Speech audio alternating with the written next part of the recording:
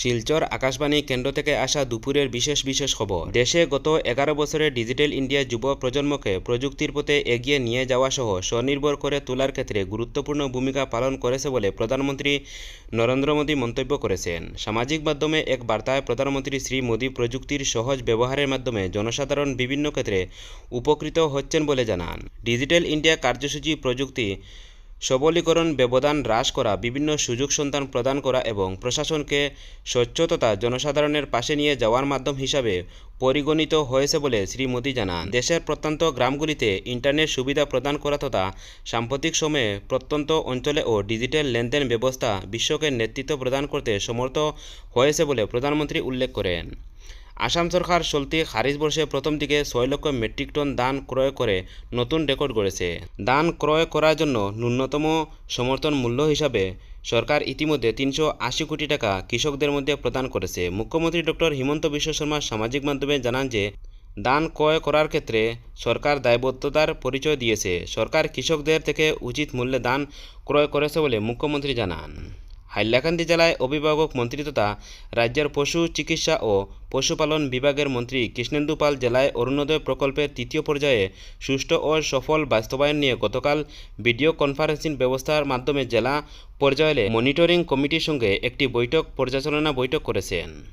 বৈঠকে মন্ত্রী শ্রী পাল জানান যে অরুণোদয় প্রকল্পের তৃতীয় পর্যায়ে মূল লক্ষ্য রাজ্যের গৃহিণী ও আর্থিকভাবে দুর্বল শ্রেণীর মহিলাদের হাতে সরাসরি আর্থিক সহায়তা তুলে দেওয়া। গতকাল বৈঠকে জেলা প্রশাসনের দীর্ঘ আধিকারিক, স্থানীয় বিধায়ক, বিভিন্ন রাজনৈতিক দলের প্রতিনিধিরা অংশগ্রহণ করেন। ভারতীয় রেল মন্ত্রক যাত্রীদের তৎকাল টিকিট পাওয়ার ক্ষেত্রে আরও সুবিধা প্রদান করতে এবং তৎকাল টিকিট ব্যবস্থাকে আরও স্বচ্ছ ও যাত্রীকেন্দ্রিক করতে আগামী 1 জুলাই থেকে শুধু আধার যাচাইকৃত ব্যবহারকারী আইআরটিসি অ্যাপের মাধ্যমে তৎকাল টিকিট বুক করার অনুমতি দেবে। এছাড়া আগামী 15 জুলাই থেকে ওটিপি ভিত্তিক আধার প্রমাণীকরণ প্রক্রিয়া চালু করা হবে। উত্তর পূর্ব সীমান্ত রেল সূত্রে জানানো হয়েছে তৎকাল টিকিট প্রাপ্তির ক্ষেত্রে অবৈধ কার্যকলাপ প্রতিরোধ করতে এই পদক্ষেপ গ্রহণ করা হয়েছে। বিকশিত কৃষি সংকল্প অভিযান কার্যসূচি গতকাল কাছাড় জেলায়ও শেষ হয়েছে। কৃষি বিজ্ঞান কেন্দ্র এবং বিভিন্ন বিভাগের সহযোগিতা কাছাড় জেলায় 15টি উন্নয়ন খণ্ডে 56টি সভা অনুষ্ঠিত হয়েছে। গতকাল শেষ দিন লক্ষ্মীপুর ও রাজাবাজার উন্নয়ন খণ্ডে কৃষি সংকল্প অভিযান কার্যসূচি পালন করা হয়েছে। অভিযানের শেষ দিন প্রবীণ বিজ্ঞানী তথা কৃষি বিজ্ঞান কেন্দ্রের প্রধান ডক্টর সুরেশচন্দ্র বিশ্বাস, মহকুমা কৃষি আধিকারিক ডক্টর রাহুল চক্রবর্তী প্রমুখ মুখ্য বক্তা হিসাবে উপস্থিত ছিলেন।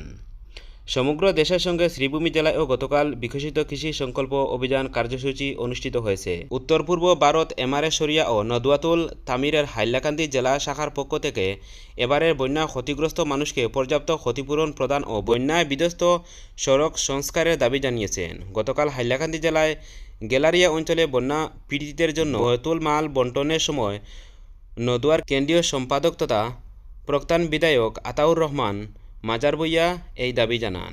শ্রীভূমি জেলার স্বাস্থ্য ও পরিবার কল্যাণ বিভাগের উদ্যোগে শহরে স্থায়ী নালা ও জলাশয়ে নারবাসক গাপ্পি মাছ ছেড়ে মশার বংশবৃদ্ধি নিয়ন্ত্রণের কার্যসূচি শুরু হয়েছে। পৌরসভার সভাপতি রবীন্দ্রচন্দ্রন দেব শ্রীভূমি পৌরসভায় 4 নম্বর ওয়ার্ডের আজাদসাগর পুকুর ও আশপাশের নালায় এই কার্যসূচির সূচনা করেন। এই উপলক্ষে আয়োজিত অনুষ্ঠানে জেলায় যুগ্ম স্বাস্থ্য সঞ্চালক ডক্টর সুমনা নাইডিং, পৌরসহ সভাপতি সুখেন্দু দাস প্রমুখ উপস্থিত ছিলেন। শিলচর চৌধুরী আই হসপিটালের উদ্যোগে আগামী রবিবার মাসুঘাটে হাতিলুমা প্রাথমিক বিদ্যালয়ে বিনামূল্যে চক্ষু পরীক্ষা শিবির অনুষ্ঠিত হবে। শিবিরটি সকাল 10টা থেকে শুরু হবে।